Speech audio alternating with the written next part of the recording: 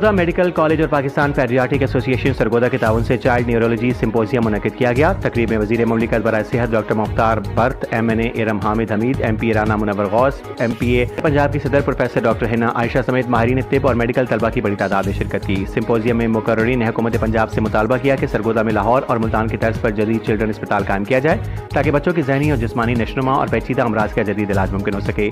وزیر مملکت برائے صحت ڈاکٹر مختار برت نے اپنے خطاب میں کہا کہ حکومت صحت کے شعبے میں ترجیحی بنیادوں پر اقدامات کر رہی ہے، جس کی مثال سرگودا میں نواز شریف کارڈیالوجی سمیت متعدد منصوبوں پر جاری کام ہے۔ MNA ارم حامد حمید اور MPA رانا منور غوث نے اس بات پر زور دیا کہ بچوں کی صحت سے متعلق سفارشات حکومت پنجاب کو پیش کی جائیں گی اور ایسے اقدامات بہت پہلے ہو جانے چاہیے تھے۔ پیڈیاٹرک ایسوسی ایشن کے صدر پروفیسر ڈاکٹر خواجہ ارشد سمیت دیگر ماہرین نے کہا کہ یہ سمپوزیم سرگودا میں بچوں کی صحت کے لیے ایک اہم سنگ میل ہے اور شہر میں چلڈرن اسپتال کا قیام وقت کی اہم ضرورت بن چکا ہے۔ رپورٹ ظفر عباس، تحصیل رپورٹر شاہپور جھانوریاں۔